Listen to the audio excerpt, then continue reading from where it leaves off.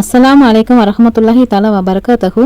இன்று நம்ம வீடியோவில் குர்ஆன் மற்றும் புகாரியில் வரும் உண்மை வரலாறு யூனுஸ் நபி அலைஹிஸ்ஸலாம் அவர்களை பற்றி பார்க்கலாம். யூனுஸ் நபி அலைஹிஸ்ஸலாம் அவர்கள் தமது மக்களிடம் அல்லாஹ்வின் செய்தியை எடுத்துச் சென்றார்கள். ஆனால் அவர்கள் கேட்கவில்லை. கோபத்தில் அவர் தனது ஊரை விட்டு வெளியேறினார். அப்போது அவர் ஒரு கப்பலில் ஏறினார். அந்த கப்பல் சென்றபோது கடலில் பெரிய புயல் வந்தது. கப்பலில் இருந்தவர்கள் ஒருவர் தவறான காரணத்தினால் வந்துள்ளார் என்று நினைத்து சோதித்தனர். அப்போது யூனுஸ் நபி அலைஹிஸ்ஸலாம் அவர்களை கண்டார்கள். அப்போது யூனுஸ் நபி அலைஹிஸ்ஸலாம் அவர்களை கடலில் தூக்கி வீசினார்கள்.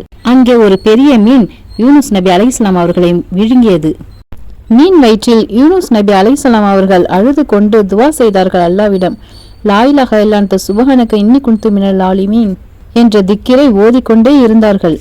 அல்லாஹ் என்னை மன்னித்து விட அல்லாஹ் என்று துவா செய்து கொண்டு ஓதிக்கொண்டு அல்லாஹ்விடம் அழுது கொண்டே திக்ர் செய்து கொண்டிருந்தார்கள். அல்லாஹ் யூனுஸ் நபி அலைஹிஸ்ஸலாம் அவர்களின் துவாவை ஏற்றுக்கொண்டான். மீன் ஒரு நாள் அவரை கரையில் விட்டது. பின்னர் யூனுஸ் நபி அலைஹிஸ்ஸலாம் அவர்கள் மீண்டும் தமது மக்களிடம் அனுப்பப்பட்டார்கள். இந்த முறை மக்கள் அவர்களை உண்மையாக ஏற்றுக்கொண்டார்கள். அல்லாஹ் அவர் துவாவை ஏற்றுக்கொண்டது போல் நம்ம அனைவரின் துவாவையும் ஏற்று நம் அனைவரையும் மன்னித்து நல்வழியில் அல்லாஹ் நடத்துவனாக. ஆமீன் ஆமீன். சுப்ஹான ரப்பில் ஆலமீன். அஸ்ஸலாமு அலைக்கும் வரஹ்மத்துல்லாஹி வபரகாத்துஹு.